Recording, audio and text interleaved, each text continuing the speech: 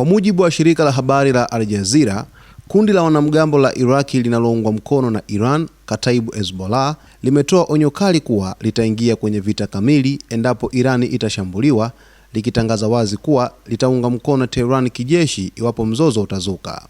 Onyo hilo linakuja wakati Marekani ikiendelea kuongeza nguvu zake za kijeshi katika eneo la Mashariki ya Kati. Kiongozi wa kundi hilo, Abu Hussein al-Hamidawi, alitoa tamko kali usiku wa kuamkia Jumapili akiwataka wapiganaji wake wawe tayari kwa vita. Alisema kuwa kile alichokiita nguvu za giza zinazokusanyika kwa lengo la kuitawala na kuiangamiza Iran, akielezea taifa hilo kama ngome ya fahari ya Waislamu. Al-Hamidawi alisisitiza kuwa mashambulizi dhidi ya Iran hayatakuwa rahisi. Vita dhidi ya Jamhuri ya Kiislamu ya Iran havitakuwa matembezi ya kawaida, alisema, bali mtayaonja aina kali zaidi ya mauti na hakuna kitakachobaki kwenu katika eneo letu. Kiongozi huyo alikiri kuwa wakati Israel na Marekani zilipoishambulia Iran mwezi Juni mwaka jana, washirika wa Iran katika ukanda huo wanaojulikana kama muhimili wa upinzani hawakuingilia moja kwa moja. Hata hivyo, alisisitiza kuwa safari hii hali itakuwa tofauti, akitaja umuhimu wa kuisaidia Iran kwa njia zote zinazowezekana.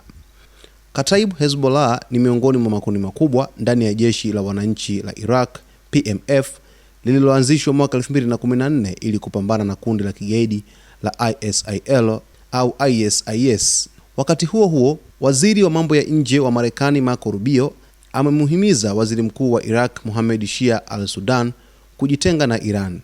Rubio amesema Iraki inaweza kuwa taifa la utulivu na usalama katika Mashariki ya Kati, lakini hilo haliwezekani endapo itaendelea kudhibitiwa na ushawishi wa Tehran. Kauli hiyo inakuja wakati kukiwa na tetesi za kurejea kwa Nur al-Maliki katika wadhifa wa waziri mkuu zaidi ya miaka 10 baada ya kuondoka madarakani. Mvutano kati ya Marekani na Iran umeendelea kuongezeka kwa kasi. Rais wa Marekani Donald Trump hivi karibuni aliwahimiza waandamanaji wa kupinga serikali ya Iran kuchukua taasisi za dola, akisema msaada uko njiani, ingawa baadaye alipunguza makali ya kauli hiyo. Hata hivyo, Marekani imeendelea kupeleka kikosi cha manowari cha kivita Mashariki ya Kati, hatua iliyosababisha mashirika kadhaa ya ndege kusitisha safari katika eneo hilo kwa hofu ya kuzuka kwa vita.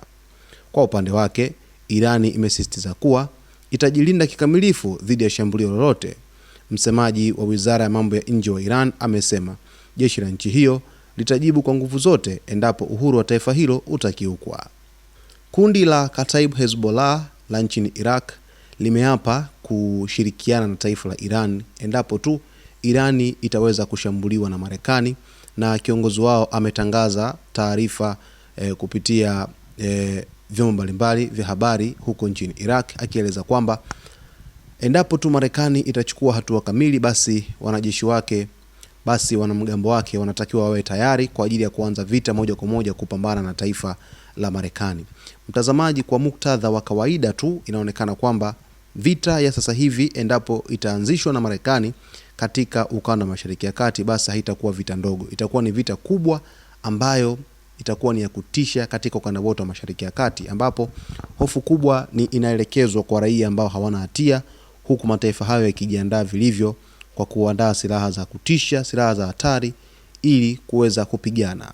Basi endapo makundi ya wanamgambo ambayo yanaungwa mkono na Iran yataingilia vita hivi, basi uwanja wa vita wa Mashariki ya Kati utakuwa ni wa kumwaga damu wakati wote.